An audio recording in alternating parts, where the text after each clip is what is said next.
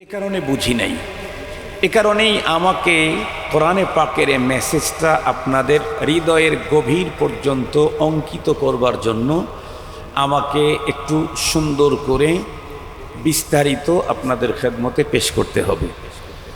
কোরআনে পাকের যে মেসেজ, এটা আমরা প্রত্যেকেই বুঝতে চাইলে প্রথমে একটা ছোট্ট ভূমিকা জানতে হবে, তাহলে কোরআনী মেসেজটা বোঝা আমাদের সবার জন্য সহজ হবে। আমরা প্রত্যেকেই জানি তামাম পৃথিবীতে যত মানুষ অতীতে ছিল, এখন আছে, আগামী দিনে যারা আসবে, তামাম মানুষগুলি বিশ্বাসের দিক থেকে দুই প্রকার। এক প্রকারের মানুষ যারা সৃষ্টিকর্তাকে বিশ্বাস করে, পরপারকে বিশ্বাস করে, জান্নাত জাহান্নামকে বিশ্বাস করে। আর এক প্রকারের মানুষ এগুলা কিচ্ছু বিশ্বাস করে না। এ জাতীয় মানুষ আমাদের দেশে আছে না নাই? স্রষ্টা মানে না, পরপার বিশ্বাস করে না। পরপার বিশ্বাস যেহেতু করে না, পরপারের সুখ দুঃখ জান্নাত জাহান্নাম বিশ্বাস করার প্রশ্নই আসে না। আমার আজকের আলোচনা অবিশ্বাসীদেরকে নিয়ে না, আমার আজকের আলোচনা বিশ্বাসীদেরকে নিয়ে। আমরা এখানে যারা এসেছি, আমার ধারণা আমরা সবাই বিশ্বাসী। বিশ্বাসী কিন্তু আবার এক গ্রুপ না, বিশ্বাসীর মধ্যে অনেক গ্রুপিং আছে। কেমন? কেউ সৃষ্টিকর্তা একজনকে বিশ্বাস করে, কেউ স্রষ্টা দুইজনকে মানে, কেউ স্রষ্টা তিনজনকে মানে, কেউ আবার অনেকজনের পূজা করে। এ সবগুলি আমাদের দেশে আছে। একজনকে স্রষ্টা মানে তারা মুমিন, যেমন আমরা, আলহামদুলিল্লাহ বলেন। দুইজনকে বিশ্বাস করে, তিনজনকে বিশ্বাস করে। দ্বিত্ববাদী তৃত্ববাদী আছে না নাই? বহুত্ববাদীও আছে। কখনো দুর্গা, কখনো সরস্বতী, কখনো লক্ষ্মী, কখনো কালীর পূজা করে, আছে না? এটা বহুত্ববাদী, অনেকগুলার পূজা করে। আমরা শুধু কয়জনের পূজা করি, কয়জনের ইবাদত করি, কয়জনকে স্রষ্টা মানি? একজন। তো বিশ্বাসীদের মধ্যে অনেক গ্রুপ আছে।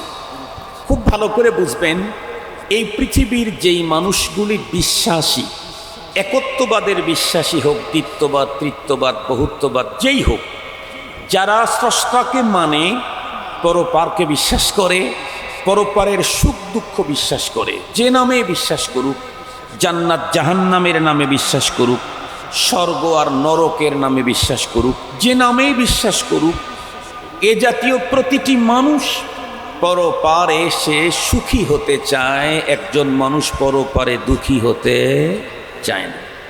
আপনাদেরকে বিষয়টা একদম দিবালোকের ন্যায় স্পষ্ট করার জন্য একটা তথ্য বললে আপনারা খুব ভালো বুঝবেন। আমাদের দেশে যেমন হিন্দুদের কথাই বলি, মাত্র কিছুদিন আগেই তো দুর্গা পূজা হয়ে গেল। আর এই দুর্গা পূজার কারণে শুধু যে হিন্দুরাই শিরিক করলো তা না, অনেক তাওহীদবাদীরাও পরোক্ষভাবে শিরিকের সহযোগিতা করে ফেলল। কথা বলেন। অনেকেই দুর্গা পূজার ওইখানে গিয়ে শুভেচ্ছা দেওয়া, এরকম করে, এটা কি বলে? হ্যাঁ, কথা বলেন না কেন? হ্যাঁ, নমস্কার না আরো কি আছে, এই জাতীয় এগুলি করা, এটা মুসলিমের জন্য কোনো রকমের পারমিশন নেই। আমাদের দেশে অবশ্য রাজনীতি যারা করে, তারা অনেক সময় আমাদেরকে বলে, হুজুর আমরা রাজনীতির ব্যবসা করি তো, এই জন্য হুজুর ওখানেও যেতে হয়, ওখানে ভোট আছে তো। আমি আমার ওই বন্ধুদেরকে বলতে চাই, আপনাদের হিসাব ভুল, আপনাদের হিসাব ভুল। খুব ভালো করে বুঝবেন, খুব ভালো করে। বাংলাদেশে মুসলমান কত পার্সেন্ট, হিন্দু কত পার্সেন্ট? ধরেন মুসলমান 80%, ধরেন হিন্দু কত পার্সেন্ট? ধরে নেন 12% অথবা 15%। আরও কত রঙের, কত ঢঙ্গের, কত ধর্মের মানুষ আছে না? সর্বোচ্চ নয় 15%। আমার কথাটা বুঝতে হবে। এই সুর, কণ্ঠ, কার সুন্দর ঘটনা আর অনেক কিছু দিয়ে মজা নিয়ে চলে যাবেন, কিন্তু মজা নেওয়ার চাইতে প্রেসক্রিপশন নিয়ে যাওয়াই বেশি ভালো। ডাক্তারের কাছে কেউ চকলেট খাওয়ার জন্য যায় না, ট্যাবলেট নেওয়ার জন্য যায়। কি বলেন? ডাক্তারের কাছে চকলেট খাওয়ার জন্য যায়। তো চকলেট খাইয়েন না, একটু প্রেসক্রিপশন নিয়ে যান। খুব ভালো করে বুঝবেন, বাংলাদেশে কি শুধু আমরা মুসলমানরাই রাজনীতি করি না হিন্দুরাও রাজনীতি করে? বিগত সময়ে বাংলাদেশে শুধু মুসলিম এমপি ছিল না হিন্দু এমপিও ছিল, মন্ত্রী ছিল, উপজেলা চেয়ারম্যান ছিল, ইউনিয়ন পরিষদের চেয়ারম্যান ছিল, ওয়ার্ডের কমিশনার ছিল। এবার আসেন, হিন্দু নির্বাচন করতে গিয়ে 80% ভোটার হলো মুসলিম। সে এমপি হওয়ার জন্য জীবনে কোনোদিন মুসলমানদের ঈদগাহ মাঠে যাওয়া লাগলো না। মাত্র 12% হিন্দুদের ভোটের জন্য আপনাকে মন্দিরে যেতে হয়। এটা ডাহা, মিথ্যা কথা এবং বাটপাড়ি। আমার কথা বুঝেছেন? ওদের ভোট কয় পার্সেন্ট? 12%। সর্বোচ্চ ধরে নিলাম 12%। মুসলমানদের ভোট কয় পার্সেন্ট? 80% ভোটের জন্য হিন্দুকে যদি ঈদের মাঠে না যাওয়া লাগে, মসজিদে জুমার দিন যদি উপস্থিত হতে না হয়, তারপরেও যদি সে এমপি হতে পারে, তোমার তো 80% আছেই। মাত্র 12% হিন্দুর ভোটের জন্য তাদের ইসে পূজা মণ্ডপে গিয়ে নম করতে হবে, শ্রদ্ধা দিতে হবে, শুভেচ্ছা জানাইতে হবে। এই জাতীয় মুসলিম আল্লাহ চয়েস করেন না। ইসলামের এরিয়ায় তাদের জায়গা নাই। এটা সম্পূর্ণ শয়তানের ধোঁকা। আমার কথা আপনাদের কি বুঝে আসছে? আগামী দিনে যারা রাজনীতি করবেন, আল্লাহর ওয়াস্তে রাজনীতি করতে গিয়ে ইমানের নীতি বিক্রি করে দিয়েন না। তাহলে কিন্তু কোরআনের ভাষায় বিইসা মাশতারাউ বিহি, বিইসা মাশতারাউ বিহি, এটাই যদি হয় তাহলে কোরআনের ভাষায় অত্যন্ত নগণ্য জিনিস, যেইটাকে তুমি খরিদ করলে, যার বিনিময়ে খরিদ করলে, ইমানের কি বলে, ভোটের বিনিময়ে তুমি, ভোটের কারণে তুমি শিরিক আর কুফুরকে তুমি প্রমোট করলে, তোমার ইমানকে বিক্রি করে দিলে। কি বিক্রি করে কি কিনলা? বাঙালি তো, বাঙালির চরিত্রের মধ্যে এটা আছে। দুধ বিক্রি করে বিড়ি খাওয়া। কথা বলেন না কেন? দুধ বিক্রি করে বিড়ি খাওয়া বাঙালির চরিত্র আছে না নাই? এই জন্য ইমান বিক্রি করে কয়েকটা ভোট নেওয়া, এটা বাঙালির চরিত্রের মধ্যে ঢুকে গেছে।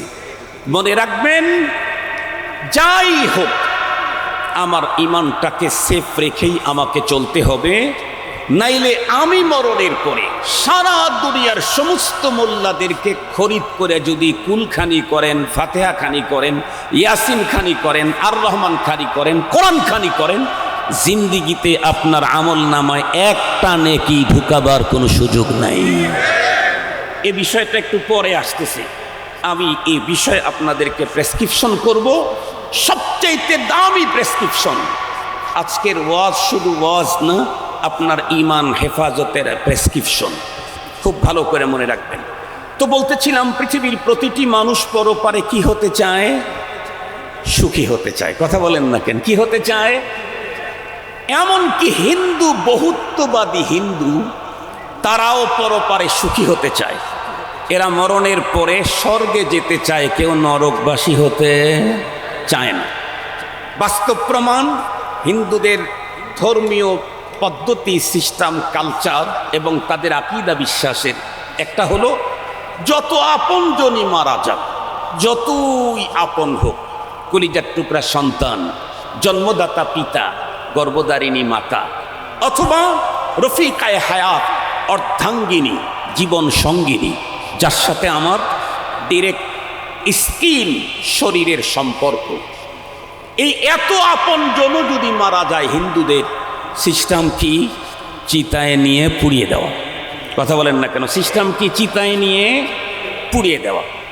এত আপনজন, কলিজার টুকরা সন্তানটা মারা গেলেও পোড়ায় দেয় কেন? সেও আবার আগুনটা প্রথমে দেয় সবচেয়ে বেশি কাছের যে সে। কথা বলেন না কেন? সবচেয়ে কাছের যে প্রথম আগুনটা সেই দেয়। কেন দেয়? এত আপন, কলিজার টুকরা সন্তান, অর্ধাঙ্গিনী, রফিকায়ে হায়াত, জীবন সঙ্গিনী স্ত্রী, গর্ভধারিণী মা, সে মারা গেলে তাকে আগুন দিয়ে পোড়ায় কেন?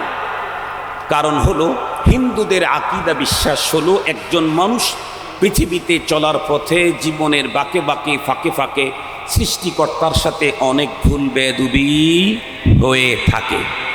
এতগুলি ভুল বেয়াদবি যদি ক্ষমা না করে পরপারে যায় তাহলে তাকে নরকে যেতে হবে।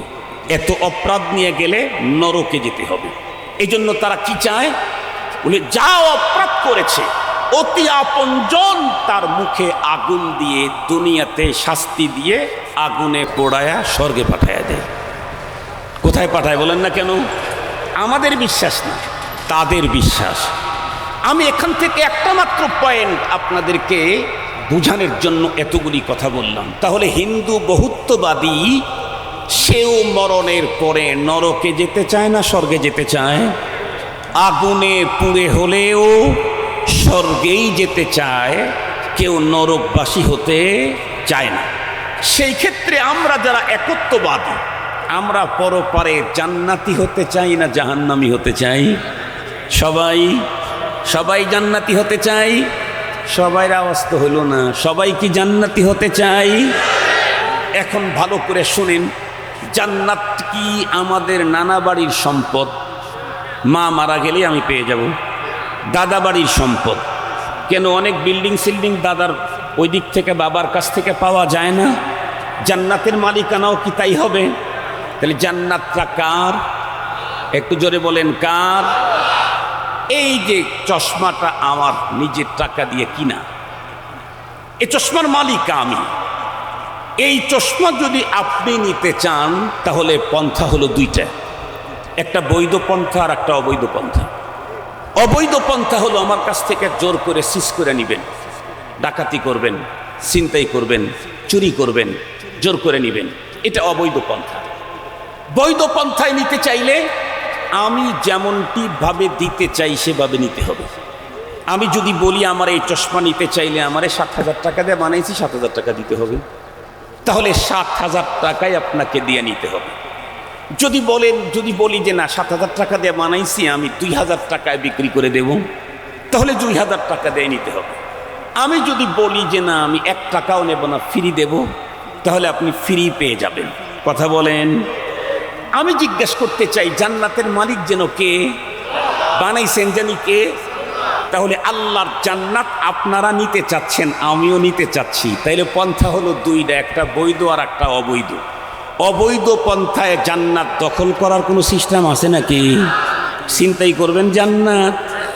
আরে দুনিয়াতেই তো মোবাইল ছিনতাই করলে সিসি ক্যামেরায় ধরা পড়ে, পরে মাথার চুলও থাকে না, গলার মালাও থাকে না, জুতা ঝুলতে থাকে। ঠিক বললাম না? ঠিক বললাম। তাহলে আল্লাহ পাকের জান্নাত ছিনতাই করবার মতো ক্ষমতা, চুরি করবার মতো ক্ষমতা, এটাকে জোর করে দখল করার মতো ক্ষমতা। তাহলে জান্নাত নিতে হইলে বৈধ পন্থায় নিতে হবে। বৈধ পন্থায় যদি জান্নাত নিতে চান তাহলে আল্লাহ পাক অপশন দিয়েছেন। এখন প্রশ্ন করতে পারেন, হুজুর আল্লাহর জান্নাত কি আল্লাহ বিক্রি করবেন? আপনারা চশমা বিক্রি করতে চাইলেন তো আল্লাহ কি তার জান্নাত বেচে দিবেন? তাহলে আমরা বলবো হ্যাঁ, আল্লাহ জান্নাত বিক্রি করবেন।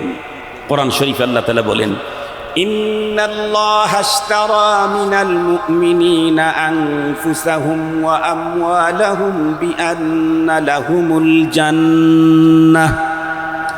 এই আয়াতে কারিমাতে আল্লাহ বলেন, আল্লাহ ঈমানদারের কাছ থেকে তার জান আর মাল খরিদ করে নিচ্ছেন। কিসের বিনিময়ে? জান্নাতের বিনিময়ে। সুবহানাল্লাহ বলেন। তাহলে আল্লাহর কোরআনের ভাষায় আল্লাহ খরিদার। আমরা জানি কেনা বেচা হলো মুবাদালাতুল মাল বিল মাল, একটার দ্বারায় আর একটাকে নেয়ার নাম হলো কেনা বেচা। তো আল্লাহ তার জান্নাত আমাদেরকে দিতে চান, আমাদের কাছ থেকে আমাদের জান আর মাল উনি নিতে চান। কিন্তু আয়াতে কারিমার দিকে লক্ষ্য করলে খুব গভীরভাবে বুঝবেন, আল্লাহ যে জান্নাত বিক্রি করবেন, কাদের কাছে বিক্রি করবেন আল্লাহ কিন্তু সেটা জানায়া দিয়েছেন। ইন্নাল্লাহা আশতারা মিনাল মুমিনিন। নাম্বার 1, তুমি যদি জান্নাতের খরিদার হতে চাও, প্রথম নাম্বার তোমাকে মুমিন হতে হবে। যার কাছে ঈমান নাই সে জান্নাতের খরিদার হওয়ার যোগ্যতাই তার নাই। ও কিনবে কি দিয়ে? খরিদ্দারের লিস্টে নাম লেখাইতে চাইলে ওকে মুমিন হতে হবে। সঙ্গত কারণে পূজার অনুষ্ঠানে গিয়া ইমান যদি শেষ হয়ে যায়, জান্নাতের খরিদার হওয়ার যোগ্যতাই না। খুব ভালো করে কথাগুলি বুঝবেন। এখন কথা হলো, তাহলে আমরা বুঝলাম আল্লাহ জান্নাত বিক্রি করবেন, তবে যার কাছে তার কাছে না ইমানদারের কাছে? শুধুই ইমানদারের কাছে, আর অন্য কারো কাছে আল্লাহ পাক জান্নাত বিক্রি করবেন না। এখন কথা হলো, হুজুর আমরা কিনতে চাই, আমরা তো ইমানদার, আমরা কিনতে চাই, তো কি হইলে আমার কেনা যাবে? আল্লাহ পাকের জান্নাতের মালিকানা নিতে চাইলে আল্লাহ পাক দুইটা পদ্ধতির কথা বর্ণনা করেছেন। দুই তরিকার কোনো এক তরিকায়, দুই রকমের পুঁজির কোনো এক পুঁজি দিয়ে তোমাকে জান্নাতের মালিকানা নিতে হবে। দুইটা কোর্স, একটা লং কোর্স আর একটা শর্ট কোর্স। লং কোর্সের কথা আমি ওদিকে যাবই না, কারণ বর্তমান সময়ের সব মানুষ সব বিষয়ে শর্ট চয়েস করে। কথা বলেন না ভাই? এখন লম্বা ওয়াজও মানুষ চয়েস করে না, লম্বা জামা চয়েস করে না। বড় দুঃখের সাথে বলতে হয়, আল্লাহ তাআলা পুরুষদের জন্য সুন্নত করেছিলেন, তোমরা তোমাদের পরনের কাপড় যেটা নিচে ঝুলবে সেটা নিসফ সাক রাখবা, এটা হলো সুন্নত। অবশ্যই গিরার উপরে রাখতে হবে, গিরার নিচে গেলেই সেটা গুনাহে কবিরা, বড় গুনাহ। হাদিসে পাকের মধ্যে আসছে যে গিরার নিচে গেলে ওইটা জাহান্নামের আগুনের ভিতরে পুড়বে। কিন্তু বলুন তো দেখি, আমাদের দেশে পুরুষদের পরনের পোশাক গিরার উপরে থাকে না গোছার নিচে থাকে? বিশেষ করে যারা প্যান্ট পরে, এদের প্যান্ট গোছার নিচ দিয়া খানিক যায় মুজার কাজ করে। ঠিক বললাম না? ঠিক বললাম? কিছুদিন চলতে চলতে গোছার ওই জায়গায় ফেটে যায়, ওইটা আর এক ডিজাইন। গোছার নিচে ফাটলে এটা নর্মাল ডিজাইন, উরুর এখানে সেরা থাকলে এটা হলো উন্নত ডিজাইন। এখন এটা চলতেছে না, কথা বলেন না কেন? গোছার নিচে যদি ফাটা সিরা থাকে তাহলে এটা নর্মাল ডিজাইন, উরুর এখানে ফাটা তাহলে এটা উন্নত ডিজাইন। জানি না শুধু ছেলেরাই পড়ে নাকি মেয়েরাও এটা পড়ে, জানি না। তো শুনেন, আমাদের দেশের যুবক মুসলমান যখন পয়গম্বরের এই সুন্নতটাকে ছেড়ে দিল, এদেশের নারীরা বড় চৌকাশ, বড় এলার্ট, বড় বুদ্ধিমতী, বড় দামি। দেখেন না, বিগত সময় রাষ্ট্রপ্রধান থেকে শুরু করে, স্পিকার থেকে শুরু করে আরও কত কিছু তো নারীরাই ছিল।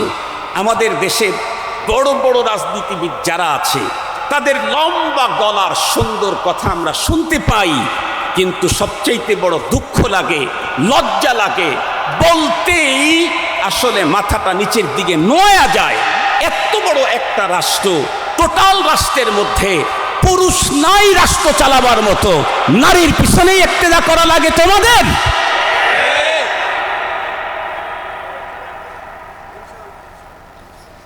তিন ভোট দিয়ে আইব না,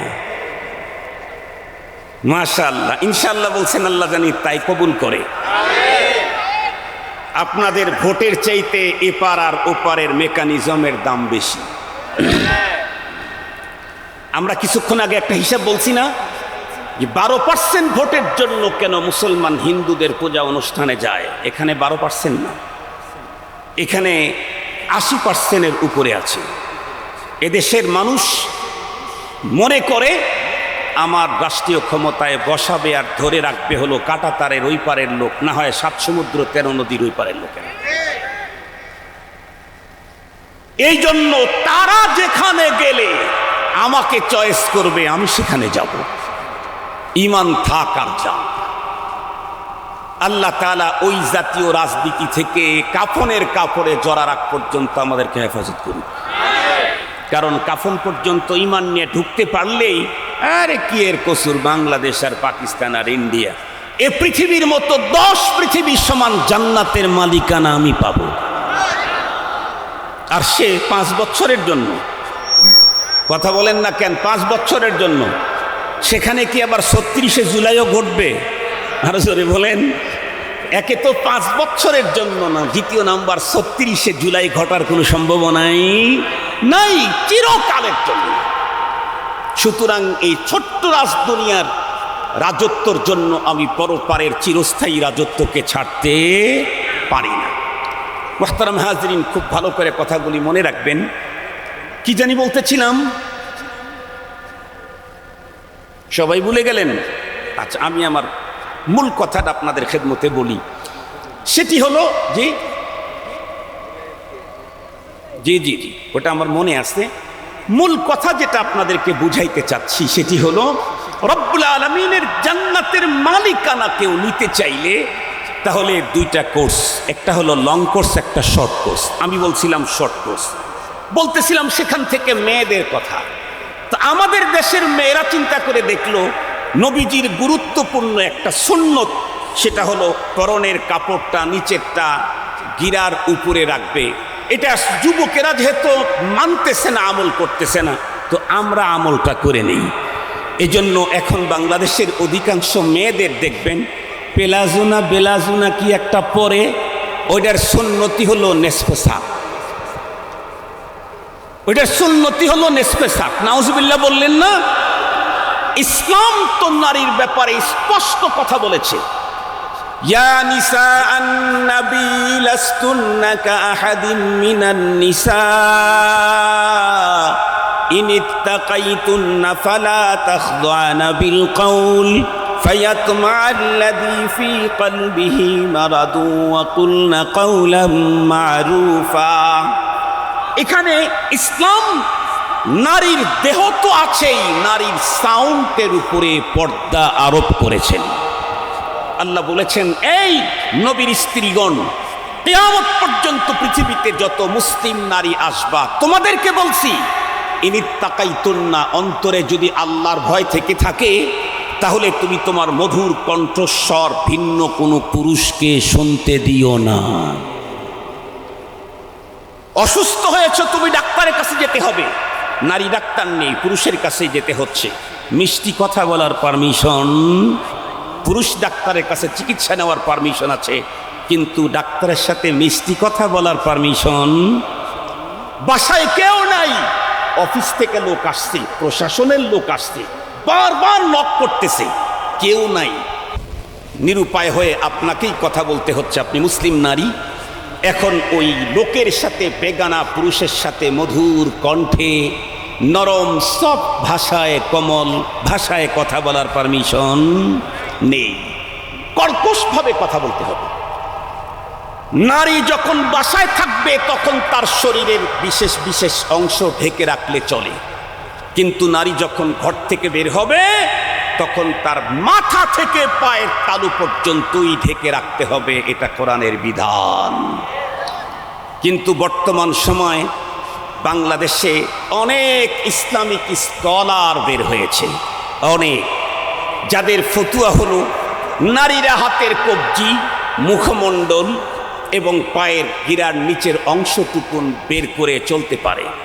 এ জাতীয় ফতুয়া কেবল ভার্সিটির মালেরাই দিতে পারে, প্রকৃত আলেমের মুখ থেকে ফতুয়া কোনোদিন বের হবে না। ভালো করে কথাগুলি বুঝবেন। কেউ কেউ আবার উলামায়ে কওমিয়াদেরকে চার দেয়ালের ভিতরে থেকে কিছুই শিখি নাই, মাদ্রাসার মসজিদটাই চিনি, তারা সারা দুনিয়া ঘুরে অনেক কিছু চিনেছে।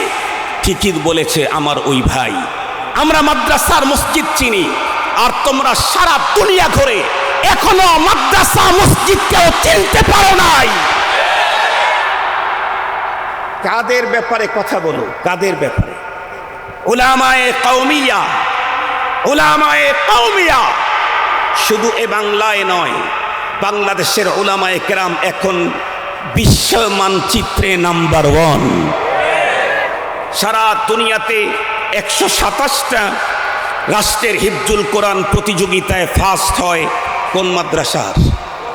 কথা বলেন না কেন, কোন মাদ্রাসার?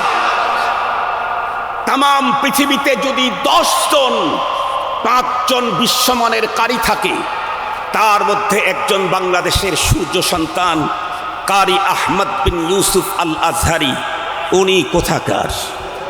কথা বলেন না কেন, আরো জোরে বলেন, কোথাকার? শুধু কি তাই, যেই দেশে কোরআন নাজিল হয়েছে, কোরআনের ভাষার তাদের মায়ের ভাষা সেম একটাই, আরব।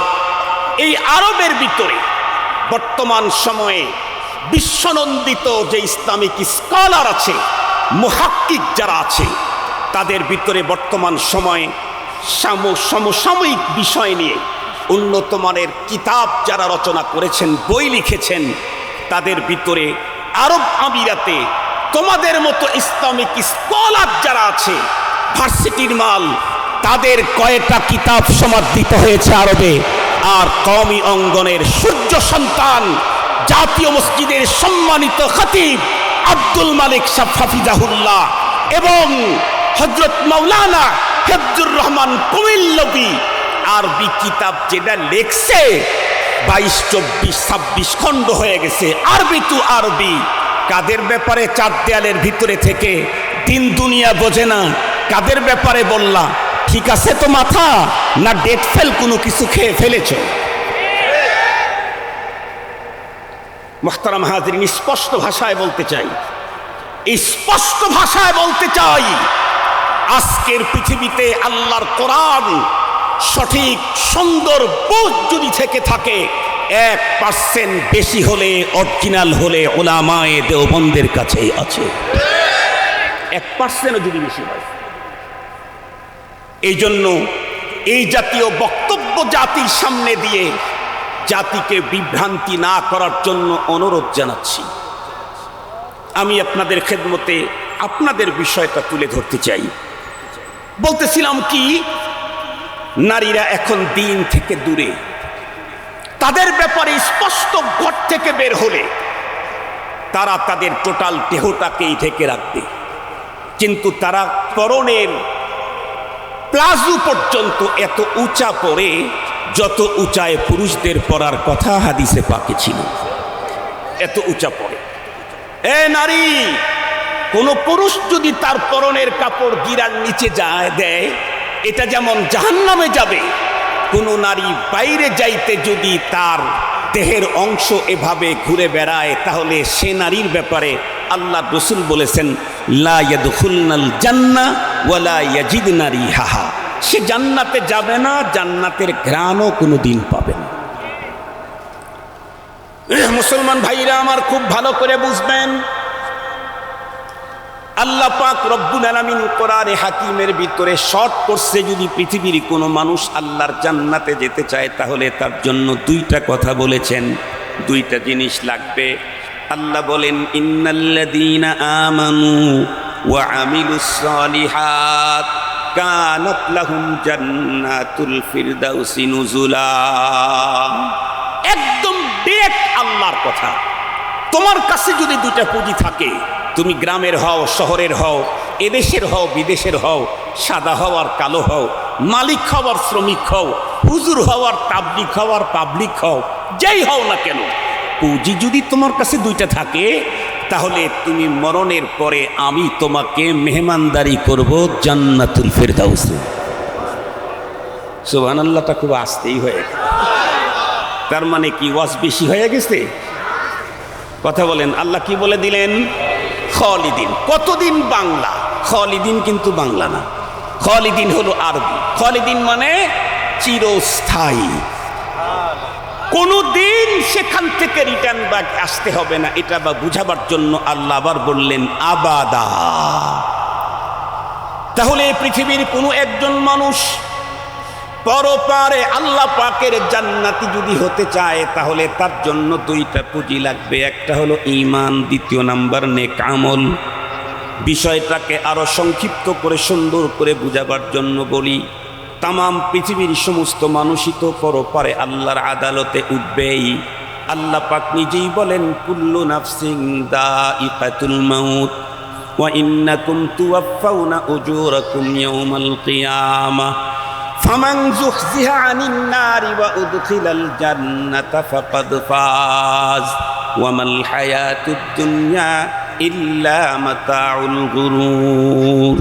রব্বুল আলামিন অন্য জায়গায় বলেন, কুল্লু নাফসিন দাইকাতুল মাউত সুম্মা ইলাইনা তুরজাউন। প্রত্যেক প্রাণীকে মৃত্যুর স্বাদ গ্রহণ করতে হবে, আর তোমাদের সবাইকে আমার কাছে রিটার্ন ব্যাক আসতে হবে।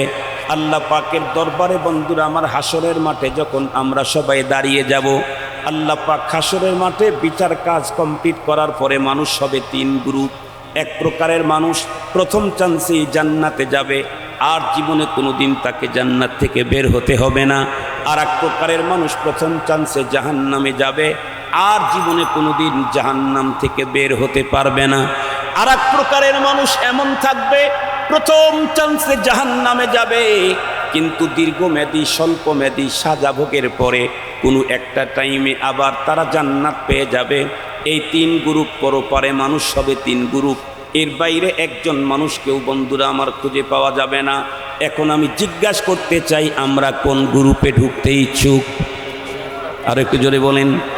তার মানে প্রথম চান্সে কোনো রকমের সাজাবক ছাড়া ডিরেক্ট আল্লাহর জান্নাতে যেতে চাই। এটা যদি চাই তাহলে আমাদের জন্য কমপক্ষে কয়টা পুঁজি টোটাল লাইফে জোগাড় করতে হবে? পুরা জীবন মিলে 80 বছর, 90, 100 বছর, 1000 বছর যদি জীবন কারো মিলে, টোটাল লাইফের ভিতরে মাত্র 2টা পুঁজি অর্জন করলেই হবে। একটা হলো ঈমান, আর একটা হলো নেক আমল। এখন যদি কেউ বলে হুজুর 2টা দরকার ছিল কিন্তু আমার কাছে 2টা নাই, একটা আছে, তাহলে আমাকে জিজ্ঞাসা করতে হবে কোনটা আছে কোনটা নাই আপনার কাছে। কেউ যদি বলে হুজুর আমার কাছে শুধু ঈমানটা নাই, কারণ আমি তো মাঝে মাঝে ভোটের ব্যবসা করি, এই জন্য ওখানে যেতে হয়, নানা রকমের কথা বলতে হয়, আমি আবার নানা রকমের চেয়ার আর বন্ধুরা আমার পাওয়ারের কারণে অনেক বক্তব্য দিতে হয়, সেগুলির কারণে ঈমান টিকে না, থাকে না। ঈমান না থাকলে কি হবে? আমার আমল নামায় নেকির কোনো অভাব নাই। আমি তাহলে তাকে বলবো, দোস্ত কি পরিমাণে নেকের আমল আপনি করেছেন, কতদিন পর্যন্ত নেকির আমল করেছেন? 2 জন মানুষের বন্ধুরা আমার কথা বললে ইনশাআল্লাহ ছোট থেকে ছোট, বড় থেকে বড়, প্রত্যেকের 100% বুঝে আসবে। বন্ধু খুব আগেই বলেছিলাম আল্লাহ পাক তার জান্নাত বিক্রি করবেন, শর্ত হলো খরিদার হওয়ার জন্য কি লাগে যেন ভুলে গেছেন? মৃত্যু পর্যন্ত এই প্রেসক্রিপশন লাগবে। ডায়াবেটিক্সের রোগী যেমন মরণ পর্যন্ত খালি ইনজেকশন দেওয়াই লাগে, আমরা যারা মুমিন মৃত্যু পর্যন্ত এই ওয়াজের প্রেসক্রিপশন আপনার লাগবে। বলেন তো দেখি, জান্নাতের খরিদ্দার হতে চাইলে কি লাগবে? ঈমান যার নাই সে জান্নাতের কাস্টমারই হতে পারবে না।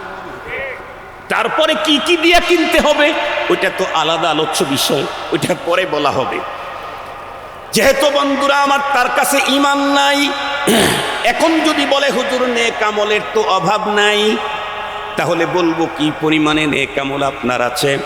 2 জন মানুষের কথা বলি, একজন নারী, একজন মুসলমান, একজন পুরুষ। একজন নারীর কথা বলবো, এই নারীটা আপনারা চিনেন, এখন থেকে 15-16 বছর আগে, 18 বছর আগে দুনিয়া ত্যাগ করে চলে গেছে, কিন্তু তামাম দুনিয়াতে তার নাম আছে। এমনকি বাংলাদেশে জীবনে কোনোদিন আসছে কিনা জানি না, তবে তার নামে বাংলাদেশে অনেক সংগঠন আছে। সেই মহিলার নাম হলো মাদার তেরেসা। কি নাম? Mother Teresa. মাদার তেরেসা সংগঠন আছে না নাই? অনেক জায়গায় আছে মাদার তেরেসা, মাদার তেরেসা। খুব গরম। এই মাদার তেরেসা, এই নারীর লাইফ হিস্টোরি পড়েছেন? আমি অল্প একটু বলি। মাদার তেরেসা তার টোটাল লাইফ, পুরা জীবনটাই সে ব্যয় করেছে সৃষ্টির শ্রেষ্ঠ মানব সেবায়। সারা জীবন মানব কল্যাণে কাজ করেছে। সে জীবনে বিয়েটা পর্যন্ত করে নাই। তাকে জিজ্ঞাসা করা হয়েছিল আপনি বিয়ে করলেন না কেন? উনি উত্তর করলেন, আমি যদি কাউকে হাজব্যান্ড হিসেবে মেনে নেই, কাউকে যদি স্বামী বানাই, তাহলে কিছু টাইম তো তাকে দিতেই হবে। এতটুকুন টাইম সৃষ্টির শ্রেষ্ঠ মানব সেবা থেকে আমি পিছিয়ে থাকতে চাই না। মানব সেবা তো অনেক বড় নেকির কাজ।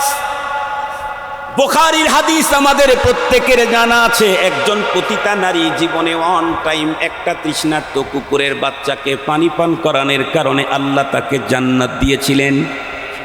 সেই জায়গায় মাদার তেরেসার মতো একজন মহিষী নারী একদিন 1 টাইম খেদমত করে নাই, অল টাইম টোটাল লাইফ খেদমত করেছে। তাও আবার ইতর প্রাণী কুকুর শুকুরের না, সৃষ্টির শ্রেষ্ঠ মানব কল্যাণে লাইফ কাটিয়ে দিল। জীবনে যৌবনের 7টা পর্যন্ত নিল না, শুধুই সৃষ্টির শ্রেষ্ঠ মানব কল্যাণে নিজেকে মিয়াওয়াজ দিয়াদা ওভার 100 বন্ধুরা আমার নিবেদিত প্রাণ করবার জন্য এই নারীটা দুনিয়ার থেকে চলে গেল। ঈমান নাই, বলুন তো দেখি ও জান্নাতি, আরো একটু জোরে বলেন। কারণ ঈমান না থাকলে জান্নাতের খরিদার হওয়ার যোগ্যতাই থাকে না। তাও যদি বুঝে না আসে তাহলে আমরা বলবো, দোস্ত তোমার কি পরিমাণে নেকি আছে, কি পরিমাণ। ইসলামের জন্য অনেক কিছু করেছি হুজুর, মসজিদ করেছি, মাদ্রাসা করেছি, বৃদ্ধাশ্রম করেছি, শিশু সদন করেছি, এরপরে দাতব্য চিকিৎসালয় করেছি, রাস্তা করেছি, ঘাট করেছি, একসঙ্গে মডেল 500টা মসজিদ বানাইছি। পৃথিবীর কোনো মানুষ এই জাতীয় কাজ করার ইতিহাস দুনিয়ার কোনো দেশের কোনো রাজার নাই। অবশ্যই ভালো কাজ করেছেন, এগুলি ভালো, কিন্তু ঈমান যদি না থাকে তাহলে কি হবে? ভালো করে শুনেন, আপনি ইসলামের যতটুকুন খেদমত করেছেন তার চাইতে পয়গম্বরের চাচা খাজা আবু তালেব কি কম করেছিল নাকি? খাজা আবু তালেব তো আপনার চাইতে কম করে নাই। একটু দেখেন ইতিহাস। বিশ্বনবী সাল্লাল্লাহু আলাইহি ওয়াসাল্লাম যখন মক্কাতুল মুকাররমাতে তার মিশন চালানো শুরু করলেন, সমস্ত ধর্মের বিরুদ্ধে পয়গম্বর বলতেছেন কেন? কারণ পয়গম্বর তো তাওহীদের বাণী নিয়ে আসছেন। যখন বলা শুরু করলেন, সব গোত্রের লোকেরা ঐক্য জোট না মহাজোট করে ফেলল। কথা বলেন, কি জোট? মহাজোট। কি ব্যাপারে? মক্কার লিডার আবু তালেবের কাছে গিয়ে বলবো, তুমি তোমার ভাতিজাকে যদি রুখতে না পারো, ঠুকতে না পারো, তাহলে আমরা তোমার বিরুদ্ধে অ্যাকশন নিতে বাধ্য হব। একটা পর্যায়ে খাজা আবু তালেবের কাছে এসে সকল গোত্রের লিডারেরা এসে বলল, তোমার ভাতিজা মাননীয় নেতাজি, তোমার ভাতিজা একটা দুইটা গোত্র আর তাদের ধর্মের বিরুদ্ধে বললে একটা কথা ছিল, সব ধর্মের বিরুদ্ধে সে কথা বলে, এত বড় স্পর্ধা তার, একমাত্র তোমার কারণেই সাহস পাচ্ছে। আমরা শেষ সিগন্যাল দিতে আসছি, কি তোমার ভাতিজাকে রুখো, নাইলে আমরা তোমার বিরুদ্ধে অ্যাকশন নিতে বাধ্য হব। নবীজির চাচা বললেন, ঠিক আছে, আমি একটু ভাতিজার সাথে কথা বলে তোমাদেরকে মেসেজটা জানাই। নবী আলাইহিস সালাম চলে আসতেন, খাজা আবু তালেব পয়গম্বরকে ডাকলেন। নবীজি গেলেন, চাচাজি বলে, ভাতিজা আমি তোমাকে কি পরিমাণে মহাব্বত করি। সত্যিই পৃথিবীর ইতিহাসে চাচা হয়ে ভাতিজাকে খাজা আবু তালেব পয়গম্বরকে যে ভালোবাসা দিয়েছেন, এমন ভালোবাসার নজির দুনিয়াতে আর পাওয়া যায় না, সত্যিই পাওয়া যায় না। বিশ্বনবীর জন্য করেছেন। এরপরে উনি ডেকে বললেন, বাবা সব গোত্রের লোকেরা মহাজোট করে আমার কাছে আসছিল, তুমি এই কাজটা একটু বন্ধ করো। বলেন তো দেখি, নবীজিকে কাজ বন্ধ করতে পারবেন? আমাদের হুজুররা বিগত সময় ওয়াজ করতে আসছে, পুলিশ এসে বলে ওয়াজ বন্ধ করেন। হুজুরকে তো নিয়ে আসছে ওয়াজের জন্য, হুজুর ওয়াজ বন্ধ করবো কেমনে? কথা বলেন না কেন? হুজুরকে নিয়ে আসছে কি ওয়াজ করার জন্য না? হুজুররা বলে, না না, আমরা তো ওয়াজ বন্ধ করতে পারবো না, চালাও। তখন এক এক জায়গায় এক এক ঘটনা, কোনো জায়গায় দুর্ঘটনা, কোনো জায়গায় মহা দুর্ঘটনা, শেষ পর্যন্ত ৩৬শে জুলাই। কথা বলেন না কেন? শেষ পর্যন্ত কি? আরো জোরে বলেন। গ্রাম দেশের মেয়েরা গ্রামের চাচার একটা কথা বলে, অধিক বেরো না, ঝড়ে ভাঙবে মাথা, অধিক নিচু হইও না, ছাগলে খাবে পাতা। শরীয়তের ভিতরে ওগুলো জায়েজ নাই, অতিরঞ্জিত কোনো কাজেই বৈধ না। আল্লাহর মুহাব্বত, রাসূলের মুহাব্বতেও অতিরঞ্জিত জায়েজ নাই। সেদিকে যেতে চাই না। তারা যা করছে তার ফলাফল পেয়ে গেছে, ফাইনাল পায় নাই, ফাইনাল তো আখিরাতে। যদি তওবা করে ফিরে আসে তাহলে তো মাপ, আর যদি তওবা না করে আরো ভাব দেখায় তাহলে ফাইনাল পাওনা কবে? ওয়া ইন্নাকুম তুওয়াফাউনা উজুরাকুম ইয়াউমাল কিয়ামা। আমি যে জুলুম করছি আমার ফাইনাল দাও কিয়ামতে, যদি আমি তওবা করে ক্ষমা না নিতে পারি।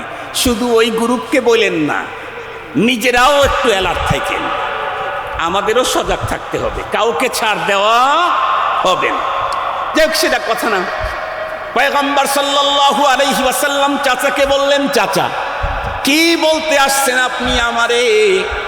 এই কাজ থেকে আমি নিজেকে কখনোই তো বিরত রাখতে পারবো না। কেন? আল্লাহ কোরআন শরীফের ভিতরে স্পষ্ট জানায় দিয়েছেন, হুয়াল্লাযী আরসালা রাসূলাহু বিল হুদা ওয়া দীনিল হাক্কি লিইয়ুযহিরাহু আলাদ দীনি কুল্লিহি ওয়ালাউ কারিহাল মুশরিকুন।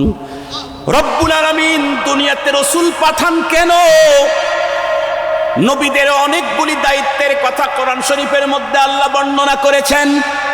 এক জায়গায় আল্লাহ বলেন, হুয়াল্লাযী বাআসা ফিল উম্মিয়িনা রাসূলাম মিনহুম ইয়াতলু আলাইহিম আয়াতিহি ওয়া ইউযাক্কিহিম ওয়া ইউআল্লিমুহুমুল কিতাবা ওয়াল হিকমা।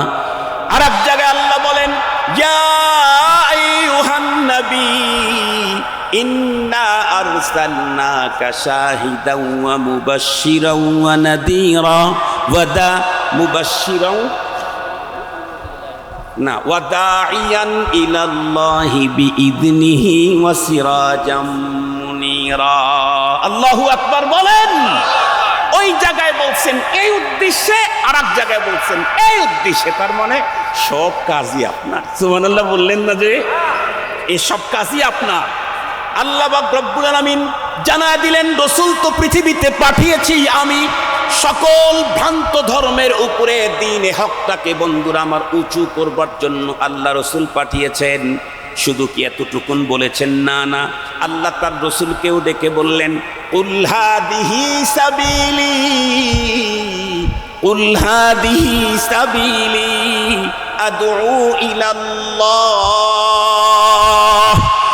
আদউ ইলাল্লাহি আনা আলা বাসীরাতিন আনা ওয়া মানিত্তাবানি। আল্লাহ তার রাসূলকে ডেকে বললেন, রাসূল আমার, আপনি স্পষ্ট বলে দিন, হাদিহি সাবিলি, আমি মানুষকে আল্লাহর দিকে দ্বীনে হকের দিকে আহ্বান করি, এটাই আমার কাজ। আল্লাহু আকবার বলেন। বিশ্বনবীজির চাচা যখন দেখলেন ভাতিজা এই কাজ, চাচা ছাড়তে রাজি কিন্তু এই কাজ ছাড়তে রাজি না। আরে চাচা কেন, বাবাও ছাড়তে পারে, নবীগণ রিসালাতের দায়িত্ব ছাড়তে পারে না। জ্বলন্ত প্রমাণ আমাদের জাতির পিতা ইব্রাহিম খলিল আলাইহিস সালাম বাবারে ছেড়ে দিলেন ধর্ম, মাকে রেখে গেলেন ধর্ম, দেশ ত্যাগ করলেন ধর্ম ত্যাগ। কথা বলেন না কেন? আগুনের ভিতরে পড়তে রাজি হলেন, আল্লাহর দিকে দাওয়াত দেওয়া বন্ধ করলেন না। এটা নবীদের কাজ। মুহতারাম হাজিরিন, নবীদের নবীকে হাজার প্রেসার ক্রিয়েট করে কি আর ওই মুলা খাওয়ানো সম্ভব? কখনোই না। মুহতারাম হাজিরিন, নবীজির চাচা যখন দেখলেন ভাতিজা তো এটা ছাড়বে না কোনোভাবেই, তো উনি ভাতিজাকে ডেকে বললেন, ভাতিজা তুমি তোমার মিশন তোমার মতো করে চালাইতে থাকো, যতক্ষণ পর্যন্ত আমি খাজা আবু তালেবের দেহের ভিতরে রক্ত আছে, বাতাসের আপ ডাউন আছে, হায়াত আছে, ততক্ষণ পর্যন্ত আমি তোমাকে সব দিক থেকে সেফটি দেব, শেল্টার। খাজা আবু তালেব শুধু কথায় বলেছিলেন না, প্রমাণ করেছিলেন। ওই যে ইতিহাস আপনাদের জানা আছে, খাজা আবু তালেবকে দিয়ে যখন পয়গম্বরের ইসলামের মিশন বন্ধ করা সম্ভব হলো না, তখন মহাজোটের লোকেরা কি করলো? তারা বলবো বয়কট, বয়কট, বয়কট। কিসের বয়কট? খাজা আবু তালেব মুহাম্মদ তাদের ফ্যামিলি থেকে টোটাল বয়কট। একজন মানুষ তাদের কাছে বসতে পারবা না, ওরা এসে বসতে চাইলে জায়গা করে দিবা না, ওরা কথা বলতে চাইলে তোমরা আওয়াজ করবা না, তোমরা ওদের কাউকে ডাকতে পারবা না, সালাম দিলে উত্তর দিতে পারবা না, নিজেরা সালাম দিতে পারবা না, কোনো কিছু তাদের কাছে বিক্রি করতে পারবা না, তাদের কাছ থেকে কোনো কিছু খরিদ করতে পারবা না। এমন বয়কট শুরু হয়ে গেল। একজন মানুষ তাদের সঙ্গে কথা বলে না, কোনো খাবার তাদেরকে দেয় না, তাদের কাছ থেকে কোনো কিছু খরিদ করে না। 1 বছর, 2 বছর, 3 বছর পর্যন্ত বন্ধুরা আমার এত ভয়ঙ্কর অবস্থার ভিতরে খাজা আবু তালেব নিজেও রইলেন। 1 সেকেন্ডের জন্য ভাতিজাকে ডেকে বললেন না, ভাতিজা তোমার ধর্মের কারণে আমি এত কষ্ট সইতে পারবো না, এ কথা বলেন নাই। পয়গম্বরের সঙ্গে খাজা আবু তালেব দিনগুলি কাটাইতে কাটাইতে এক পর্যায়ে জীবন বাঁচানোর তাগিদে বন্ধুরা আমার খাদ্য না পেয়ে গাছের পাতা পোতা খাওয়া শুরু করে দিলেন। তবুও খাজা আবু তালেব পয়গম্বরকে তার মিশন বন্ধ করার জন্য বললেন না। এই খাজা আবু তালেব দুনিয়া থেকে বিদায় নিয়েছেন, বলুন তো দেখি ঈমান তার নসিব হয় নাই কিয়ামতের দিন? বন্ধুরা আমার বলুন, এই খাজা আবু তালেব জান্নাতি হবে নাকি জাহান্নামী? খুব ভালো করে বুঝবেন, খাজা আবু তালেব ইসলামের জন্য এমন কোরবানি করলো, আমার মতো আব্দুল বাসেত 10,000কে এক জায়গায় করলেও ইসলামের জন্য ওই পরিমাণে কোরবানি আমরা করতে পারি নাই। শুধুমাত্র ঈমান না থাকার কারণে খাজা আবু তালেবের মতো ব্যক্তি যদি পরপরে জাহান্নামে যেতে হয়, আমি আমার দেশের নেতাদেরকে বলবো, বুদ্ধিজীবীদেরকে বলবো, ভাইদেরকে বলবো, বোনদেরকে বলবো, খাজা আবু তালেব তো পয়গম্বরের চাচা, আমি আপনি কার চাচা? বাংলা কথা বুঝে এসে না? বুঝে আসছে? খাজা আবু তালেব তো নবীদের নবীর চাচা, নবীদের নবী যিনি তার চাচা। খানায় কাবার খেদমত করেছে 1 বছর। আপনি কয়দিন খানায় কাবার ভিতরে ঢুকতে পারছেন? কত বড় হাজি সাহেব আপনি? আপনি কত বড় হাজি, কয়দিন খানায় কাবায় ঢুকতে পারছেন? খাজা আবু তালেব খানায় কাবার খাদিম। জমজম কূপ আল্লাহ পাক রব্বুল আলামিন উদ্ধার করেছেন খাজা আবু তালেবের বংশধরকে দিয়ে। ইতিহাস খুঁজে দেখেন, তারিখুল ইসলাম আশিক ইলাহি পড়েন। জমজম কূপ হযরত ইউসুফ আলাইহিস সালামের, হযরতে ইসমাঈল আলাইহিস সালামের পায়ের গোছায় তৃষ্ণায় কাতর হয়ে উনি যখন একলাম সীমা যখন খেসুনি শুরু হয়ে গেছে, একটা পর্যায়ে বিবি সারা 7 চক্কর দিয়েছিলেন সাফার মারওয়াতে একটু পানির আশায়, কারণ কলিজার টুকরা সন্তান মারা যাচ্ছে। 7ম চক্করের বেলায় আল্লাহ পাক জিবরাইল আমিনকে অর্ডার দিলেন, জিবরিল আর আমার পরীক্ষা নিতে হবে না, পরীক্ষায় বাবা মা পুত্র সবাই ফার্স্ট ক্লাস ফার্স্ট হয়ে গেছে, এখন তাদের জন্য পুরস্কার হাজির করে দাও।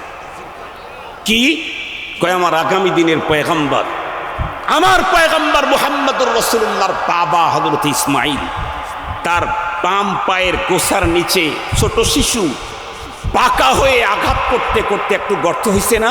হ্যাঁ, ওইখান থেকে জমজমের পানি জারি করে দাও। এর আগে তো পৃথিবীতে জমজম ছিলই না।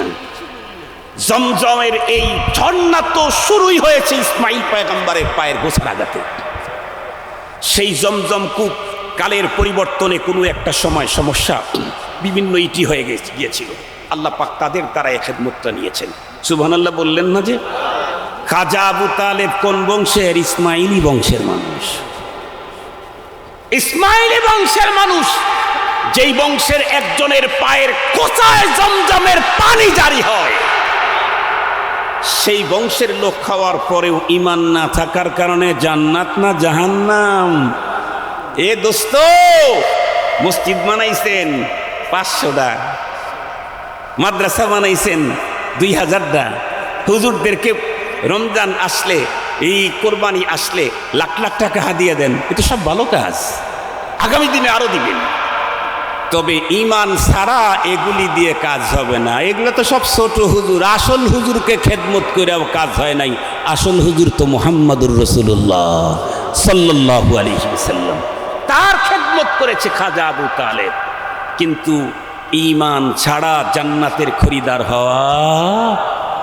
খরিদ্দার হতে চাইলে আগে ঈমান লাগবে।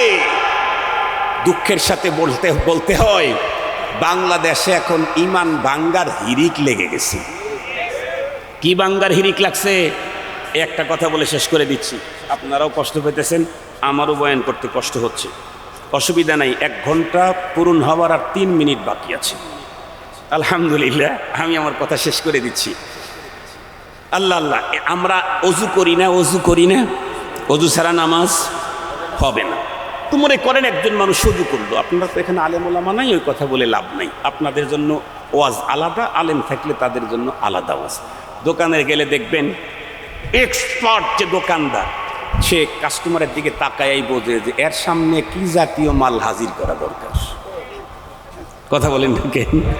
এক্সপার্ট দোকানদার এটা বুঝে না, আর যে বলদ দোকানদার ও বুঝে না কার সামনে কোনটা দেয়, ওর আর কেনা বেচা হয় না। আমি 27 বছর হয়ে ওয়াজ করি, 27 বছর।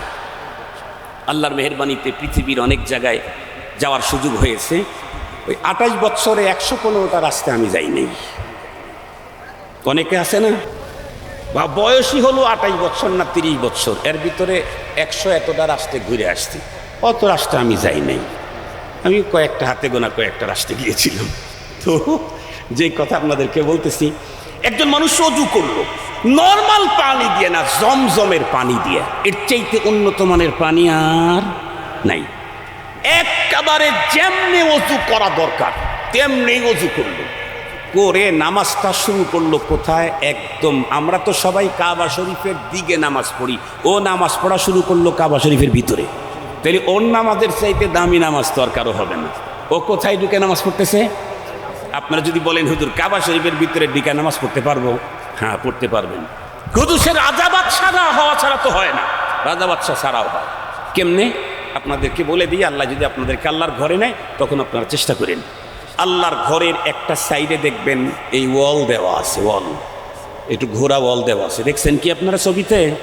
এই ওয়ালের ভিতরটার জায়গাটা হলো কাবা শরীফের ভিতরের জায়গা। এই জন্যে তাওয়াফ করতে যদি কোনো ব্যক্তি ভুল করে কাবা ঘরের চতুর্দিক দিয়ে ঘুরতে গিয়ে যদি ওয়ালের ভিতর দিয়ে ঘুরে ওঠে, তাইলে তার তাওয়াফ হবে না। ওই ওয়ালের ভিতরটার জায়গা কিসের জায়গা? কাবা শরীফের জায়গা। ওইটা একটা নির্মাণের সময় বাদ দিয়ে এটাকে স্কোয়ার করে করতে গিয়া মূল ফাউন্ডেশন থেকে একটু সরে আসছে। এই জন্যে ওর ভিতরে নামাজ আলহামদুলিল্লাহ আমিও পড়েছি, মিজাবে রহমতের নিচের ওই সাইডটা। আল্লাহ আপনাদেরকে ওখানে যাওয়ার তৌফিক দান করুন। তো কাবার ভিতরে যায় নামাজ পড়া শুরু করছে। এখন নামাজের বিধিবিধান কয়টা? 13টা ফরজ, 14টা ওয়াজিব, 51টা সুন্নত। আবার বলেন কয়টা? 13টা ফরজ, 14টা ওয়াজিব, 51টা। আর একবার বলি তাহলে মুখস্থ হবে ইনশাআল্লাহ। একটা মাসলা জানা হয়ে গেল। 13টা নামাজের বাহিরে ভিতরে 13 ফরজ আমাদের মক্তবের ছেলেরা পড়ে। আপনি 80 বছরের বৃদ্ধ হয়ে গেছেন, আপনি জানেন না, অথচ আপনার নাতির পোলায় নামাজের বাহিরে ভিতরে 13 ফরজ জেনে ফেলছে। তো যাই হোক, 13 ফরজ, 14 ওয়াজিব, 51 সুন্নত সব মাইরে 100% খানায় কাবার ভিতরে নামাজ শুরু করছে। অজু করছে জানি কি দিয়ে? জমজম পানি দিয়ে। মনে আছে তো আপনাদের? এখন এই লোকটা নামাজ পড়তে পড়তে একেবারে শেষের দিকে চলে গেছে, আর 10 সেকেন্ড পরেই আসসালামু আলাইকুম বলে সালাম ফিরাবে। কিন্তু 10 সেকেন্ড আগে তার নির্ধারিত শরীরের কোনো এক জায়গা দিয়ে একটু বাতাস বেরিয়েছে। বলছি যে নির্ধারিত যে কোনো জায়গার বাতাসে অজু ভাঙ্গে না, নামাজও। নাক দিয়া মুখ দিয়ে এত বাতাস বের হইতেছে কিন্তু নামাজ ভাঙ্গে না।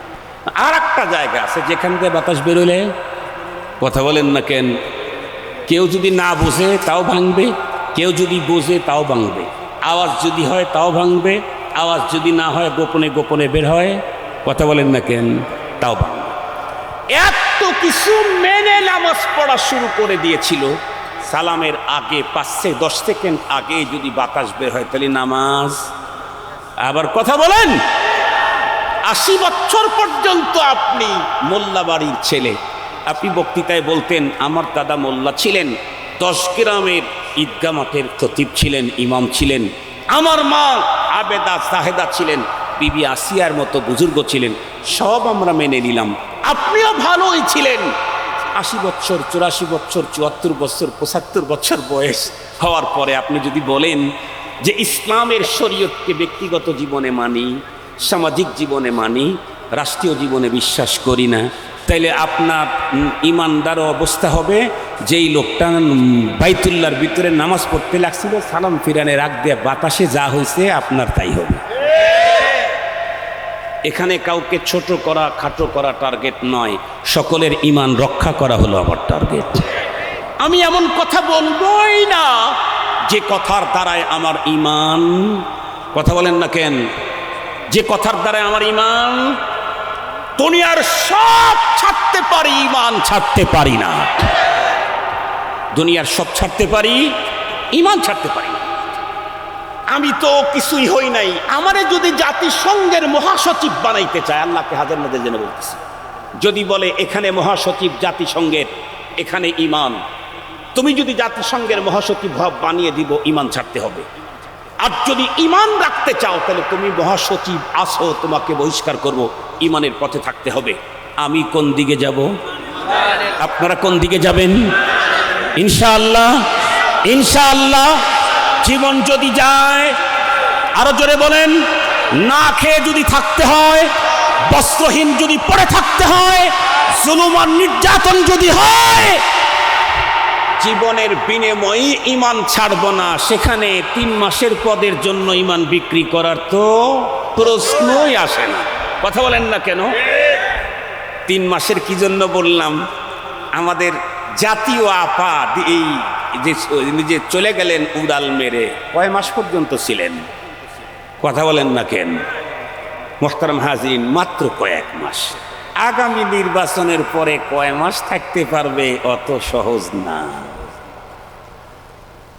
যত হিসাব নিকাশ করতেছেন অত সহজ না বাঙালি। বহু ভাববার আছে, বুঝবার আছে। এটাকে যদি আপনি কন্টিনিউ করতে চান তাহলে সবকিছু বাজেট হয় নিচে না উপরে? নাও পারে, আরো জোরে বলেন, উপরে হয় না ওপারে হয়? কাটা তারের ওই পারে, 7 সমুদ্র 13 নদীর ওই পারে। আর একটু জোরে বলেন, দাদা বাবু না, সাদা চামড়ার লোকেরাও না, সব বাজেট হয় কোথায়? তাহলে তার সাথেই নেটওয়ার্ক ভালো রাখেন, তাহলে তার সাথেই সম্পর্ক জড়ান, কারণ ওনার হাতে শুধু নেতৃত্ব না, আমার জীবন এবং মরণ। কথা বলেন না কেন? আমি নেতৃত্ব না হয় পেলাম, কিন্তু উনি ফুলের মালা দেওয়ার আগে আগেই আমারে নিয়ে গেলেন। আমাদের সিরাজগঞ্জের ঘটনা বলি, এটা বলি শেষ করে দিচ্ছি। এক আল্লাহর বান্দা খুব জীবন বাজি রেখে এসে একটা নির্বাচন করলো সিরাজগঞ্জ শহরে। আমি এলাকার নাম বলবো না, ওই এলাকার লোক থাকলে মনে মনে কষ্ট পাবে। আমিও সিরাজগঞ্জের, সমস্যা নেই। তো পরবর্তীতে উনি মানে হয়ে গেছেন, উইন হয়েছেন, উনি জিতে গেছেন। সবাই মিলে জিতে গেছে, তো ও সবাই মিলে অমুক ভাই এই কথা বলা শুরু করছে। তারে ধৈরা এভাবে সবাই হাতের উপর উঠাইছে। হঠাৎ করে বিদ্যুৎ চলে গেছে অথবা সুইচ অফ করে দিয়েছে। অফ করা মাত্রই আগের থেকে রেডি ছিল, পেটের ভিতরে ছুরি ঢুকাইয়া দিয়েছে। ও যে বলতেছে এই ছুরি মারছে, কেউ বোঝে না, অমুক ভাই। কারণ তখন তো আওয়াজ, আনন্দ ছিল বাদ ভাঙ্গা। পরবর্তীতে যখন হাতে এসে ব্লাড লেগে গেছে, গরম রক্ত, তারপরে মানুষ, এখন তো ফোন, এখন তো টর্চ লাইটের অভাব নাই। কথা বলেন না কেন? এখন কি টর্চ লাইটের অভাব আছে? হাতে হাতে টর্চ দেখে দেখে উপর এতক্ষণে 4-5টা আঘাত করেছে। এই হাসপাতাল পর্যন্ত নিতেই শেষ। উইন হয়ে, বিজয়ী হয়ে বাড়ি পর্যন্ত, মা পর্যন্ত, স্ত্রী পর্যন্ত, কলিজার টুকরা সন্তানকে দেখার সুযোগও হয় নাই। এজন্য আমরা যাই করব, আমরা মুমিন, মনে আছে না ইনশাআল্লাহ? এখন যদি বলেন হুজুর আমার কাছে আর একটা আছে, কি? নেক আমল নাই, ঈমান আছে, আলহামদুলিল্লাহ বলেন। 2টা নাই, একটা আছে। তো ঈমান আছে যে ঈমানটা কেমন? হুজুর দুর্বল তো দুর্বল, যে কেমন দুর্বল? আমার ঈমান আমাকে গরমের দিনেই মসজিদে নিয়ে যেতে পারে না, শীতের দিনে তো পারেই না। কথা বুঝতে পারছি? আমাদের ঈমান দুর্বল তো দুর্বল, এমন দুর্বল গরমের দিনেই মসজিদে নিয়ে যেতে পারে না, এমন দুর্বল ঈমান।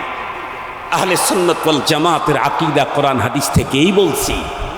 আপনার এই ঈমানটুকু নিয়ে যদি কবর পর্যন্ত ঢুকতে পারেন, আপনার অপরাধের কারণে মালিক চাইলে সাজা দিবে, মালিক চাইলে সাজা না দিবে। বলেছিলাম আমি ইচ্ছা করলে এই চশমাটা কাউকে ফিরিয়েও দিতে পারি, আপনাদের কথা বলার অধিকার। যার জান্নাত উনি যদি কাউকে দিয়ে দেন অপরাধ করার পরেও, আপনার কি? তারটা উনি দিছেন, আপনার কি? আমরা আল্লাহর কাছে দোয়া করব। আল্লাহর রাসূলও দোয়া করছেন, ইন তুআদ্দিবুহুম ফাইন্নাহুম ইবাদুকা ওয়া ইন তাগফির লাহুম ফাইন্নাকা আনতাল আজিজুল হাকীম। এই আয়াত সারা রাত নবীজি পড়ছেন।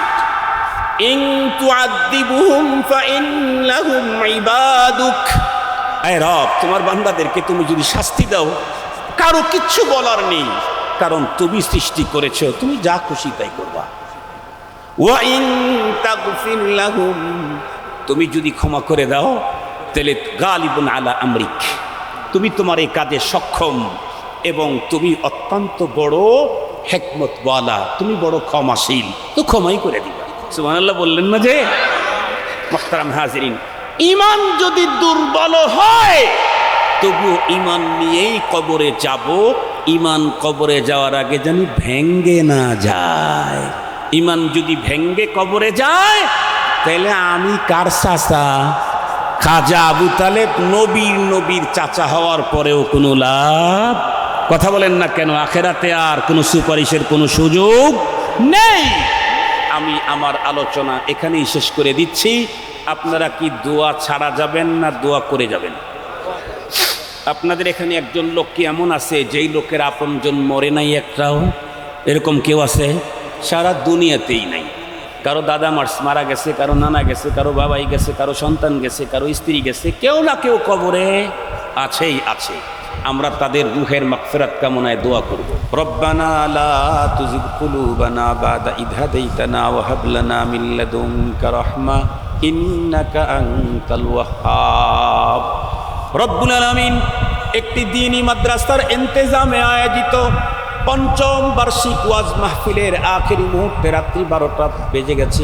আল্লাহ, গভীর রাত পর্যন্ত দ্বীনি আলোচনা করা শোনার পর ভিক্ষুকের মতো হাত দুখানি তোমার আরশের দিকে উঁচু করলাম। মেহেরবানি করে আমাদের প্রত্যেকের আশা বসা আজকের ইন্তেজাম এবং দ্বীনি এই মাদ্রাসা কবুল করে নাও। রব্বুল আলামিন আমাদের প্রত্যেকের তামাম জীবনের সমুদয় গুনাহগুলি ক্ষমা করে দাও। ইয়া আল্লাহ, সারা জীবনের গুনার বোঝা মাথার উপরে নিয়ে জান্নাতি এরিয়ার ভিতরে ঢুকে পড়েছি, তুমি কিন্তু বাধা দেও নাই, তুমি সহযোগিতা করে জান্নাতি এরিয়াতে ঢুকাইছো মালিক। গভীর রাত পর্যন্ত দুনিয়ার ক্ষণস্থায়ী জান্নাতি এরিয়ার ভিতরে থাকার মতো তৌফিক দিলা। এই এরিয়া থেকে গুনাহ নিয়ে বাড়িতে ফেরত যেতে চাই না। রব্বুল আলামিন মুনাজাত করে এই মাহফিলের এরিয়া পার হওয়ার আগে আগে আমাদের গুনাহগুলা তুমি ক্ষমা করে দাও। রব্বুল আলামিন আমাদের আপনজন দুনিয়া থেকে যারা বিদায় নিয়েছেন তাদের প্রত্যেককে চিরস্থায়ী ক্ষমা করে কবর জান্নাতের বাগান বানিয়ে দাও। ইয়া আল্লাহ, আমাদের ছেলে মেয়ে ভাই বেরাদার বন্ধু বান্ধব স্ত্রী পুত্র কন্যা দেশে বিদেশে যারা আছে আল্লাহ তাদের প্রত্যেককে সুস্থতার সঙ্গে নেক হায়াত বাড়ায়া দাও। ইয়া আল্লাহ, হুসনে আকীদাতের সাথে মাদ্রাসার প্রিন্সিপাল তার আহলিয়া অসুস্থ দোয়া চেয়েছেন। আল্লাহ, তুমি তো বলেছো আনা ইনদা জান্নি আবদি বি, তোমার বান্দা তোমার উপরে যেমন ধারণা করে তার সঙ্গে তেমন আচরণ করো। আল্লাহ, তোমার এই আলেমে দিন বান্দার ধারণা, এতগুলি মানুষ নিয়ে তোমার কাছে দোয়া করলে তুমি তার আহলিয়াকে ক্ষমা করে দিবা। আল্লাহ, ধারণা অনুযায়ী তার স্ত্রীকে তুমি সুস্থতার নেয়ামত দান করে দাও। আমাদের আপনজন ঘরে বাইরে হাসপাতালে যে যেখানে অসুস্থ আছে আল্লাহ সুস্থতার নেয়ামত দাও। আল্লাহ, আমাদেরকে গুনাহমুক্ত জীবন দাও, পেরেশানি মুক্ত জীবন দাও। আল্লাহ, ইজ্জতের জীবন দাও, বেইজ্জতি করো না গো মালিক, দুনিয়াতেও না আখিরাতেও না। আসানির জীবন দাও, মুশকিলাত থেকে আমাদেরকে বাঁচাও। আয় রব্বে কারিম, প্রত্যেকের স্বামী স্ত্রীর ভিতরে মহাব্বত তৈরি করে দাও, পিতা পুত্রের ভিতরে মহাব্বত তৈরি করে দাও, ভাই ভাই ভাই বোনে মহাব্বত তৈরি করে দাও, চাচা ভাতিজায় মহাব্বত তৈরি করে দাও। এক মুসলমান আর এক মুসলমানের জানমাল ইজ্জত আবরু হেফাজতের পাহারাদার বানায়া দাও। ওগো রব্বুল আলামিন, মেহেরবান আল্লাহ, কি চাইতে হয় কেমনে চাইতে হয় জানি না, নাই ভাষা নেই যোগ্যতা নাই, আমাদের যা দরকার সবই তুমি দাও।